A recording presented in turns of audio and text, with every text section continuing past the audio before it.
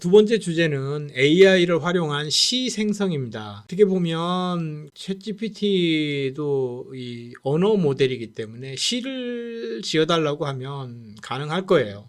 그래서 AI와 시의 만남, 그래서 새로운 창작의 세계로 이제 한번 들어가 보도록 할게요. 그래서 인공지능이 어떻게 시를 쓰는지 한번 알아보고 또 그런 시들을 이용해서 실습을 한번 해보는 그런 이제 흥미진진한 그런 또 여정을 한번 시작해 보도록 합시다. 자, AI를 활용한 시 생성의 개념은 자연어 처리가 가능한 언어 모델의 힘이에요, 결국은. 그래서 대부분은 이제 트랜스포머 모델을 이용해서 하게 되는데, 역시 마찬가지로 그냥 방대한 텍스트 데이터만 가지고 학습을 했다면 이거는 그냥 언어 모델이잖아요. 그런데 여기에다가 시적인 구조 학습을 하는 거예요. AI는 이제 운율이라든가 리듬, 또 은유 등 시의 기본 요소를 학습을 해서 이를 통해서 생성된 텍스트를 시적인 언어로 표현하는 그러한 그 학습을 거치는 거죠. 그렇게 해서 이제 창의적인 조합을 해내는 거죠. 그래서 텍스트를 생성을 하고 좀 더 그것을 시적인 언어로 바꿔가지고 다시 조합을 하는 그런 과정을 통해서 시를 생성을 하게 되는 거죠. 시라고 하는 것은 음악도 마찬가지지만 그림, 음악, 시 이런 것들은 사실은 인간의 어떤 감성적인 영역이기 때문에 AI가 과연 해낼 수 있을까라는 그런 생각을 할 수도 있는데요. 실제로 이 사용을 해보면 정말 깜짝 놀랍니다. 여기서 예를 들어서 뭐 노래 가사도 어떤 시적인 부분이 많잖아요. 그래서 앞부분만 내가 이렇게 모티브를 제공을 했는데 완벽한 하나의 그 시를 만들어내서 그걸 가사로 붙여서 음악을 만드는 걸 보면 정말 깜짝 놀랍니다. 이렇게 AI가 시를 생성하는 게 이렇게 가능하다. 이런 시대에 와 있다. 또 AI 시 생성의 원리는 데이터 학습이에요. GPT-4와 같은 이제 언어 모델은 수많은 시와 문학 작품을 학습을 합니다.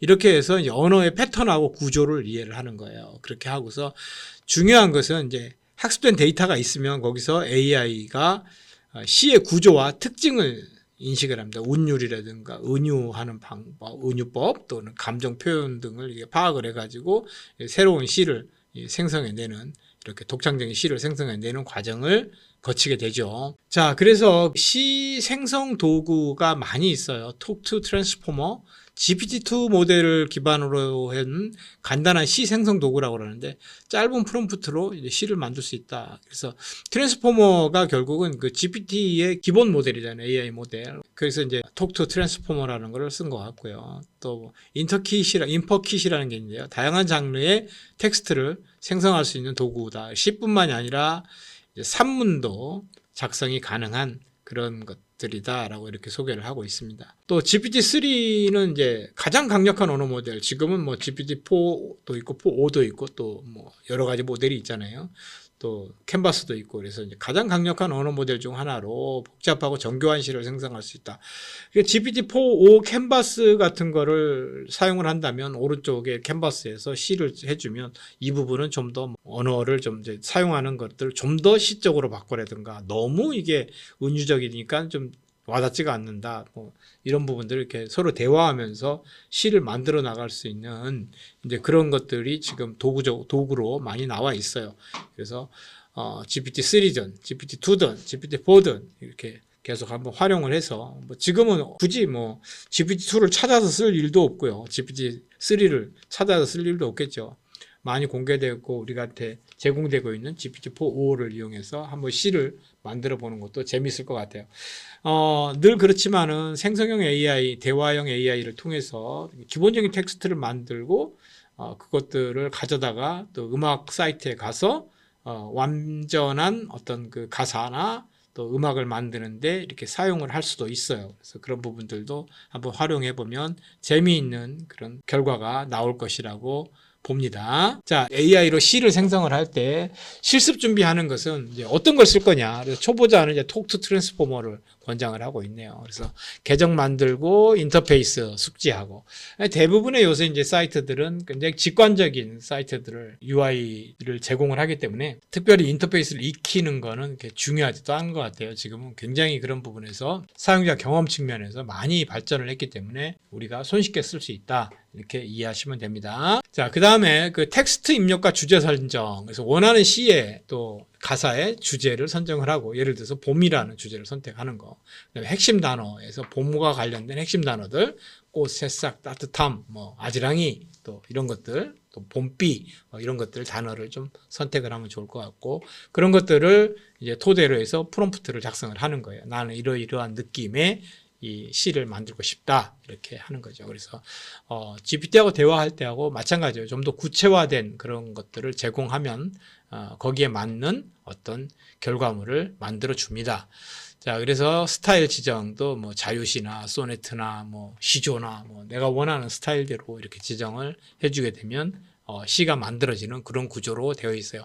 생성형 AI는 거의 사용하는 방법이 비슷합니다. 자, 생성형 AI로 생성된 시를 분석하면 이제 요소, 분석 내용하고 형과 연의 구성이 어떻게 되어 있는지 전체적인 형태를 파악하고, 또 리듬감이나 아분, 읽어봐야 되겠죠. 내가 입조리고 읽어보고 함으로써 좀 연결이 이제 리듬이 없다든가 또는 연결이 끊긴다든가 그런 부분들은 좀 더 수정을 해가고, 또 사용된 비유와 상징의 효과를 분석하고 전달하는 정서와 분위기도 평가해서 이제 구조, 운율, 이미지, 감정 이런 요소들을 이제 분석하고 평가하는 것이 좋겠다. 자, 그리고 이 시 생성 도구의 장점은 시간 전략, 또 창의적 영감, 같이 캔버스를 놓고 대화를 하다 보면 내가 알지 못했던 그런 아이디어들, 또 어떤 감각들을 AI가 일깨워 줄 수가 있습니다. 그래서 그런 창의적 영감을 얻을 수 있고, 접근성, 초보자도 너무 쉽게 사용할 수 있다는 거. 그래서 AI 도움으로 누구나 시를 한번 만들어 볼 수 있다.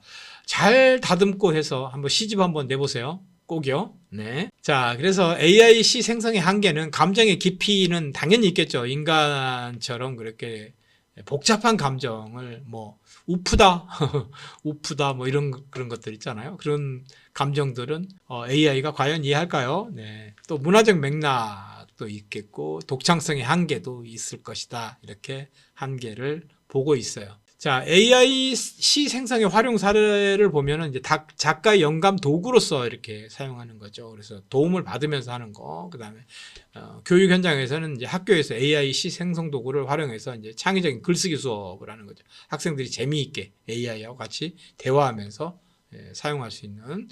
또 공공예술에서는 이제 AI가 생성한 시를 활용해서 설치물들이나 이런 것들 저작권 없이 이런 거 할 수 있으니까 좋겠죠. 생성형 AI의 음악을 이제 한번 만들어서 이게 들어보고 또 결과에 대해서 이제 피드백하고 하는 그런 것들은 굉장히 중요한 것 같아요. 그래서 늘 얘기하지만은 이제 이런 그 결과물들을 발표하는 거예요. 가사나 작곡 이런 것들을 해서 하고, 그다음에 중요한 거는 뭐냐면 피드백인데, 이게 과연 이제 어떻게 만들어진지 모르잖아요. 어떤 규칙에 의해서. 그래서, 이게, 음악이라고 하는 것이 이러이러한 것들이 필요하구나. 뭐, 기승전결이 있듯이, 소설의 기승전결이 있듯이, 음악에도 뭐 벌스 부분이 있고, 뭐, 코러스 부분이 있고, 뭐, 이렇게.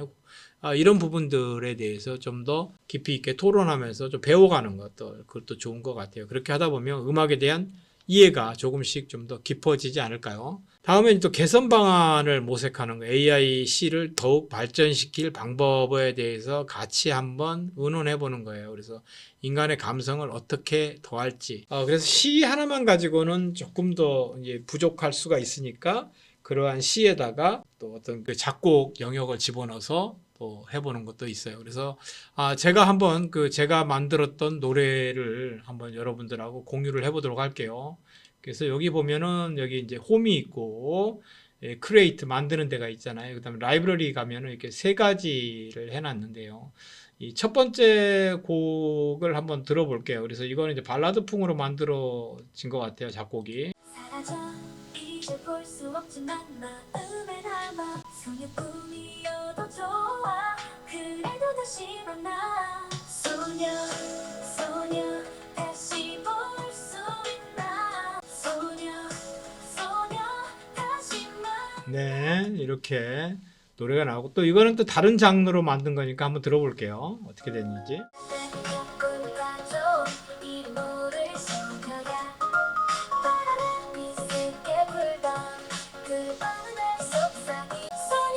네, 여기도 보면 뭐 벌스 2, 코러스, 또 여기 벌스 3, 4, 또 브릿지 뭐 이렇게 음악이 이렇게 구성되는 요소들을 볼 수가 있네요.